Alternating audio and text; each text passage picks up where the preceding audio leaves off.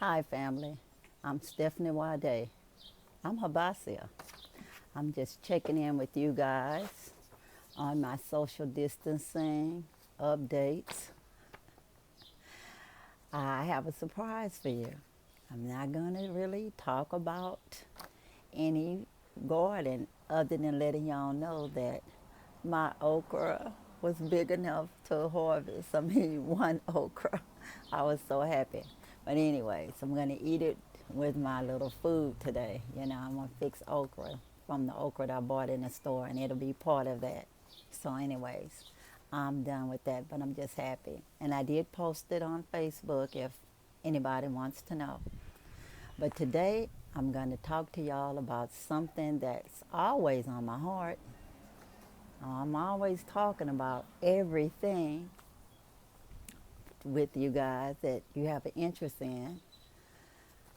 I have this YouTube channel, as you know, that is in the infancy stage of development, that I actually activated it for real during this coronavirus when I was not able to go to the motherland. And I'm just here and I'm just wanting to go so bad, but no can do, not with social distancing. So, anyways, instead of talking about something different, I'm going to talk about what I really love, Mother Africa. And the subject came up because I have a new Facebook friend, and she tried to message me. She sent me a request for message. I'm not going to use her name, but she knows who she is. Thank you, sis. And she wanted to ask me some questions about my travels, and I let her know that I started this channel and I've been wanting people to ask me questions, but somehow people are not asking me questions, you know? So if you guys want to ask me questions the same way she did, just subscribe, comment down below. The subscription is free. You just simply hit that subscribe button, like, share, and enjoy my journeys. I love enjoying you guys coming to my house because right now this is a stay home with me kind of video.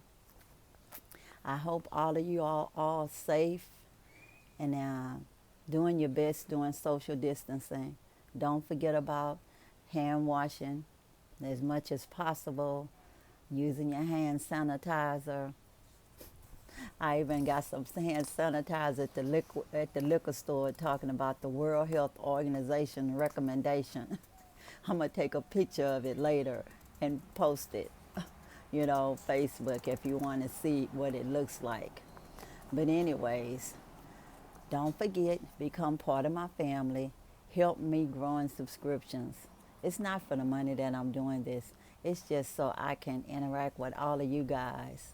And I know that you're hearing me when you get back with me. And like I say, ask me questions. Put the questions in a comment down below and I will get to you. So anyway, here goes the questions from my dear sister. She says, I'd like to know, did you live in Africa? How long? Why did you return to the U.S.? Okay. She asked other questions too, but I'm just breaking it down into different subjects. Well, for the first part, I'll let you know.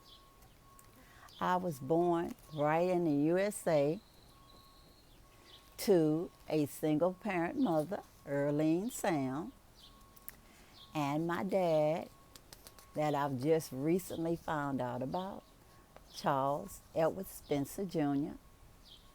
He was a Negro wrestler and won a championship in 1953, the year I was born, right here in Galveston. So my lineage in Galveston is pretty secure. I'm a what you call a BOI, meaning born on the island. My father, he was also a BOI, meaning born on the island. My mother, she came from Opelousas, Louisiana, as well as her family. They're Creoles. So I got married to my husband, who's Dominic Wadier. He's from Isaluku, Nigeria. We had 3 children, all boys. They're all adults now. I have grandchildren. I've adopted a daughter. She's an adult too. I have a granddaughter. She's an adult. She has children, so I have great grandchildren. So, anyways, let you know, my roots are deep right here in the USA, but they're also deep in the motherland. My DNA from the first DNA test that I took that outright said, you are definitely such and such. It was African ancestry. And it said, as this shirt says, Cameroon, find your roots.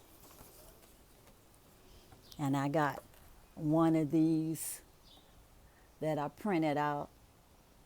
It was back in the day, they didn't do all the fancy stuff they do now. In fact, maybe they sent that in the mail. They did.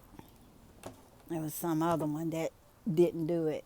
And then they sent me this certificate of ancestry. See, it says TCAR from Cameroon.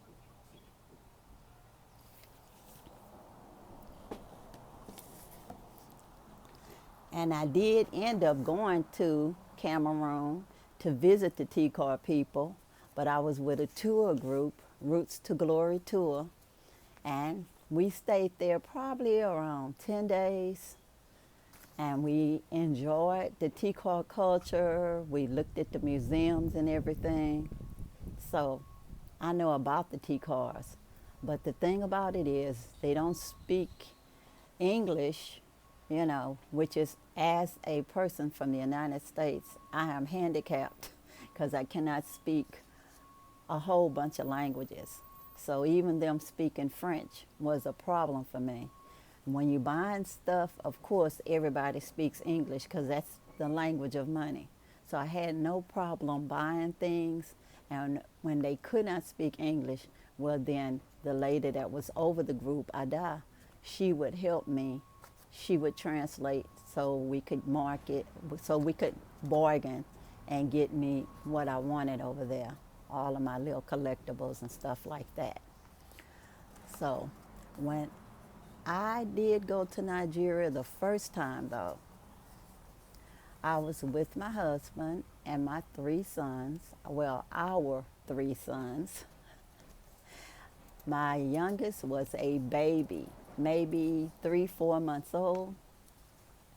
And when we went to Nigeria, we stayed about 2 weeks. And when I got off the plane, I felt like something inside of me was saying, we made it. We made it, And I felt like I was home. So I told my husband, you know what? This place is hot, just like Texas. Because at the time, we was living in Chicago, Illinois. And I actually had gotten used of it being so cold in Chicago. So compared to Chicago, Nigeria was very hot, like Texas. But now you see I'm back in Texas. So anyways, I felt so comfortable. Everybody recognized me, even though they thought that I was my husband's sister. They kept saying, but she looked like your sister. She looked like your sister. And he'd go, I don't care if she looked like my sister. She's my wife. So after we got done with all of that, introductions, other people wanted to say I looked Hausa or whatever. But I did get to stay about a week, got to enjoy his family, got to see his mom. And then before I left, I learned Ogene, which was like good morning, good evening, good afternoon. Or so I was told. Who knows if that was right. And my mother-in-law learned to say Bye-bye. So she was trying to learn some English as I was trying to learn Igbo, because that's the language and the people group that he was from. So, anyways, after that first encounter with Mother Africa, I was just so hungry for it, so very much hungry. And I've gone back several times to the same place, which was Issaluku, Nigeria. I helped set up a hygiene program there in one of the Reverend Martin schools over there, which was my husband's uh, relative, his uncle that helped raise him. And he was a minister, Reverend Martin. He was actually Reverend Martin Wade, but he changed his name after he was here. Long story. And that's another story for other days. But anyways, my next encounter was as a so-called volunteer, and I stayed in Ghana for about 3 weeks. After 3 weeks, I got homesick. I was supposed to be going over there and learning what the needs were at the hospital, and I was gonna do some good works for my nonprofit, Habasia, helping your brothers and sisters in Africa. But after those 3 weeks and finding out that the so-called nonprofit, which was some organization that pretty much didn't exist other than on the internet, I found that out later. But anyways, at least I got to meet some people that was my house family, and they were legit. You know, they were legit, and I got to experience the culture through them. And they were Mr. and Mrs. Sam, and they were my home family. And that's funny because that was my maiden name, Sam. And I asked Mr. Sam, how did he get that name? Because they were Ghanaians. And he told me, like you, the ancestors. So I just left it at that. I met a lot of expats from the U.S. and Ghana. I was in Cape Coast, I was in Accra, and they took me around and introduced me to everybody. I met the Kohen that's actually pretty popular in Accra right now, and Cape Coast. Set up all kind of Kwanzaa festivals and everything. So while I was in Ghana, I became a chief over there because of my good works. I was not expecting any of that. I was just helping because that's what I am led to do. When I help people, it makes me feel good. And I know I have my limits because, as they say, the poor will be with you always, you know, out of the good book. So I know I can only do like a Mother Teresa and help just so many, just a few as I'm led, one at a time, one at a time.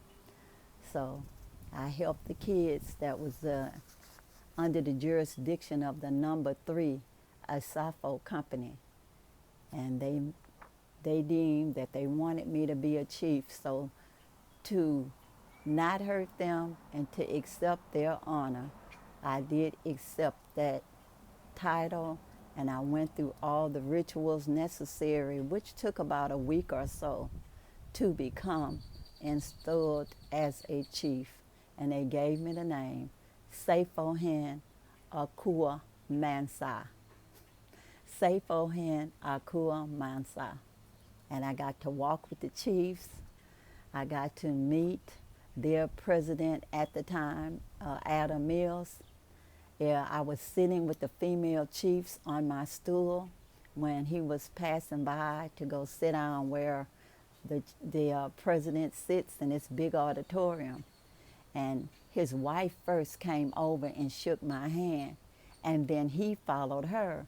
And I was like in shock, like, wow, what just happened? This would have never happened in the U.S. No way, the president come shake my hand, because they really do think, you know, so highly of culture. And that was at the Fatu of Faye Festival. So they was just so excited to be shaking hands with the female chiefs, and I was excited to be shaking the hand of the president's wife. And then the president, all the other guys that shook my hand after that was like, oh, whatever.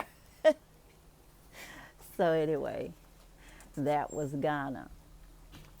So then I end up in Nigeria for the longest time, which was 2 months, which was a couple of years ago. And I stayed with my in-laws, and they really did show me a nice time. I got to go to their church on Sunday with them and got to experience people getting to know me. And when I would go shopping in the mall, people would be saying, oh, hey, I know you from church. Hi, you can just sit it there, ma'am. Oh, that's good. The UPS people put this at the wrong house. They did. They left it at 39. I know they did. And this is 37. Is this your package? Yes. Thank you so much. Bye. That was one of my neighbors, y'all. She was bringing my package from Amazon that the mailman misdelivered. Show you how sweet people are in Galveston. Reminds you of being in the motherland, really. Only the motherland is on steroids of Galveston, but Galveston is a nice place. So anyways, so I was in Nigeria for 2 months. I learned how to shop in the market essentially by myself. My little kids, which was my grandchildren / in-laws, they were just so sweet, and we'll go shopping. The people in the market knew me, and they'd be like, hey, you my good customer, you know. I knew how much everything was and everything. It was just so cool. So anyways, it's like, was anybody ever jealous of my travels to the motherland? Well, I don't know. It seemed like everybody was cool with it. It's just that the weird part is that people think I'm in the motherland all the time. It's like when I go to church, which is Shrine of the Black Madonna, they're always saying, oh, she's always in Africa. She's always in Africa. And I'm like, I'm not always in Africa. I go to Africa about once a year. Hopefully, I'll be able to go and stay at least 3-4 months because I bought some land in the Gambia and I want to build a tiny round house. So hopefully that will occur after all this COVID virus thing is finished. I sure hope so, that it'll just be done. I don't know what else to say. Once it's over with, hopefully I can go home and get my little tiny round house built and get to stay there at least 3-4 months at a time. I would stay the whole time, but I will admit that the healthcare system in the motherland is developing. And so as a type 2 diabetic, I wouldn't really feel comfortable staying there all the time unless I found a doctor and a pharmacy where I could get my medication refilled and get my checkups, because I'm under control with my diabetes right now, but sometimes I do have to take a little insulin, other than with my food that I'm doing, which is pescatarian, meaning, just seafood and vegetables and stuff like that. So anyways, my family, same difference as my friends, always think that I'm going to Africa like all the time, and they're like excited to see me at the family reunions. Sorry guys, I gotta pull that door. It's like, I don't know what happened. It opened up and now I just keep making noise over and over and over. So anyways, Yeah, they think that I'm always in the motherland, and I have to correct them and let them know, no, I'm not. It's just we don't see each other all the time, and we don't have a lot in common because I'm a Pan Africanist, and my family is more. They're Black Americans. They don't know nothing about Africa, la di da di da, and they're afraid to go somewhere. It's like some of them are afraid to leave Texas, really, and the ones that's in the other states, same difference.